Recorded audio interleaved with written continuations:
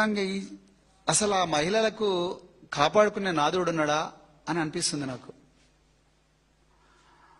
షాబాద్లో మే 16వ తారీఖు నాడు ఆ అమ్మాయి తల్లి పోయి కంప్లైంట్ చేస్తుందండి.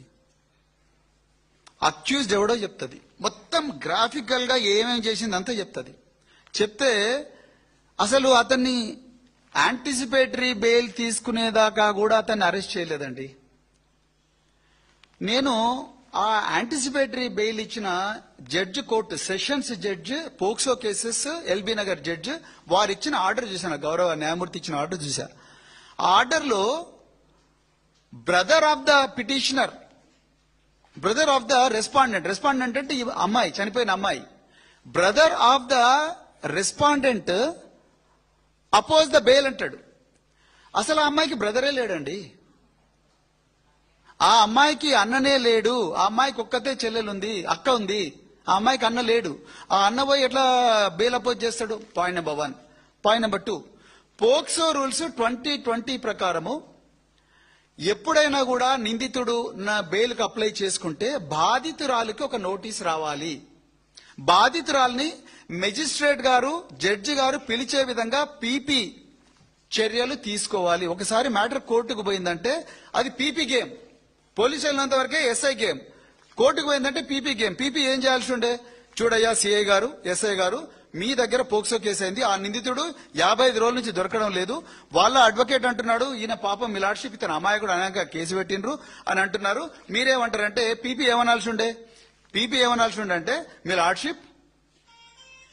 లార్డ్షిప్ నాకు ఇంకా కొంచెం సమయం ఇవ్వండి, పోక్సో రూల్స్ ప్రకారము నేను బాధితురాలికి ఇన్ఫార్మ్ చేయాలి, ఆమెని తీసుకొచ్చి మేము ముందర పెడతాను, ఆమె తల్లిని తీసుకొచ్చి ముందర పెడతాను, వీడికి బెయిల్ ఇస్తే ఆమెకు సురక్షితంగా ఉంటుందా ఉండదని ఆమెను అడగండి మీ లార్డ్షిప్ అని అడగాల్సి ఉండే. ఈయన అదేం చేయలే, నామకే వస్తే వాళ్ళ బ్రదర్ వచ్చిందంట, ఆ బ్రదర్ వచ్చి అపోజ్ చేసిండంట. ఎవరండి ఆమె బ్రదరు? ఆమెకు బ్రదరే లేకపోతే అంటే కోర్టులను కూడా తప్పుదో పట్టిస్తారా? రెండోది, టైం ఎందుకు తీసుకోలేదు? వెంటనే సిఐని ఎస్ఐని ఎందుకు పిలవలేదు పీపీ గారు? ఇక చివరికి తవ్వుతే ఏమర్థమైందా అంటే ఆ పీపీ ఎవరో కాదు, Congress legal cell president, Congress legal cell vice president Bhikshapathi Goud. ఇక కాంగ్రెస్ నాయకుల చేతికి పీపీలో పోస్టులు ఇచ్చి వాళ్ళను ఈ అమ్మాయిలను రక్షించమంటే ఏడికెళ్ళి రక్షిస్తారండి? నాకు అర్థం కాదు. మేడ్చల్ మల్కాజ్గిరి కోర్టులో కూడా అంతే, ఆయనకు సీక్రెట్ గా ఇంటర్వ్యూ బెయిల్ ఇస్తారు. ఈ అమ్మాయికి చెప్పాలిగా, కనీసం వాళ్ళ తల్లికి చెప్పాలి కదా. వాళ్ళ తల్లికి చెప్పరు, ఆ అమ్మాయికి చెప్పరు. వెంటనే బెయిల్ ఇస్తారు, ఆయన వస్తాడు, ఇంట్లో కూర్చుంటాడు, ఎగ్జామ్ రాస్తాడు, మళ్ళీ వెళ్ళిపోతాడు. నిజానికి చెప్తున్నాండి, హైకోర్టులో కూడా వీళ్ళు ఒక ప్రైవేట్ లాయర్ను పెట్టుకోకపోయి ఉంటే ఈ కేసు ఎప్పుడో వీగిపోయేది. ఇప్పటికి కూడా ఆమె ఏడుస్తా ఉన్నది బాధితురాలు. సార్, నేను ఎఫ్ఐఆర్ లో కేంద్ర మంత్రి నన్ను బెదిరించిండని చెప్పినా, ఎఫ్ఐఆర్ లో సంగప్ అనే వ్యక్తి మధ్యవర్తిత్వం చేసినని చెప్పినా, మరి వీళ్ళని నోటీసులు పిలిపించి అడగాలి కదా సార్, ఎందుకు అడుగుతలేని అడుగుతా ఉంది. మరి ఇదే అడగాల్సిన ప్రశ్నలు ఎవరు? పీపీ అడగాలి కదా. మరి పీపీలే చేతులు ఎత్తేస్తే ఎట్లా?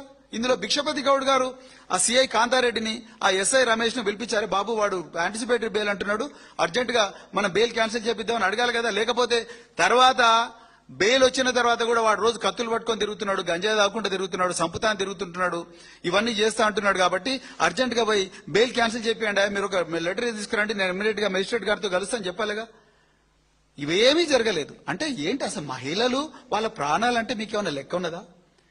ఓదార్చడానికి పోతే మమ్మల్ని అరెస్ట్ చేస్తారు, స్పెషల్ పార్టీలు పెట్టి అరెస్ట్ చేస్తారు. మరి అదే అరెస్ట్ వాళ్ళని చేయొచ్చు కదా, నిందితులను. సో పోక్సో విషయంలో చాలా క్లియర్ గా బీఆర్ఎస్ పార్టీ ఉన్నది.